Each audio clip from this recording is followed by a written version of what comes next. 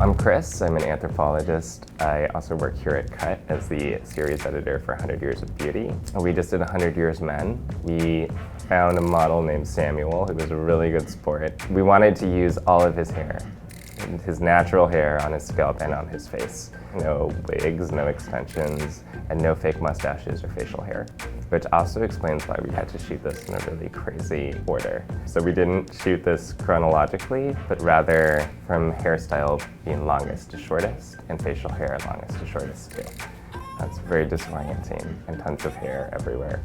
All throughout history, we see all these different prescriptions for what men should look like, and we've tried to capture some of those and put them next to each other in juxtaposition in this video. See just how arbitrary that is.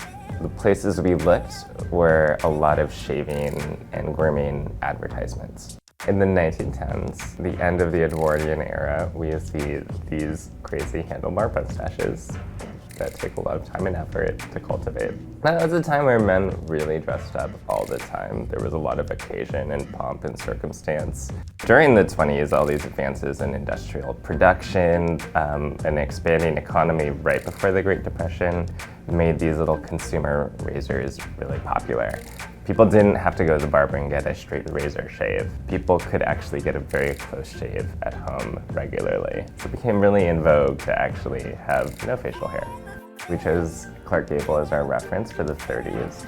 He has a very thin, mini mustache that resembles two paintbrushes. Styled men's hair to be very slick, almost sculptural. It's really hard to keep Samuel's hair like this naturally, if I recall. For the 40s, we modeled this image on George Mendonça. So history doesn't really remember his name very well, but he is the sailor that was photographed most famously in Times Square kissing that woman on the street during V-Day. Elvis is an icon. He had amazing hair. So we gave Samuel a pompadour for like white middle class audiences to be exposed to that kind of almost overt sexuality for the time, and male masculine vanity. That was actually pretty revolutionary. For the 60s, we chose a look from an antiperspirant ad. So this is like right after 1968 and the Summer of Love and all of that. And we begin to see the kind of commercialization or commodification of hippie culture. Now suddenly this very hippie-looking person that he kind of looks like Shaggy from Scooby-Doo can now sell antiperspirant for people on Madison Avenue.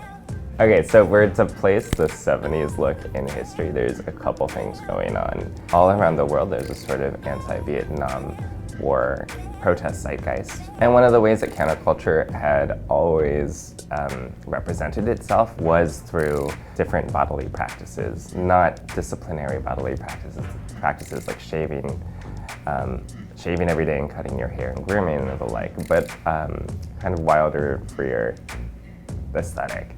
For the 80s, we were thinking of this archetypal Wall Street kind of person. This is kind of to reference the explosion of finance capital in New York City and other places in the 80s. We're in Seattle, so of course we had to represent grunge in the 90s. You have to think, like, in comparison with the rest of this men's history, that grunge is an outward statement about not cultivating and perfecting the self, right, in the way that it might have been in the 20s or the 80s.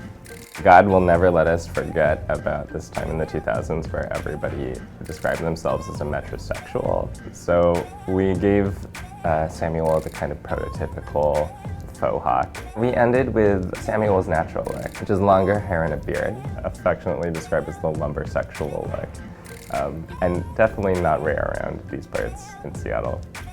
I think this video has shown us that this one 23-year-old kid can actually have a whole century of looks inside of him, and he can do that all with his hair.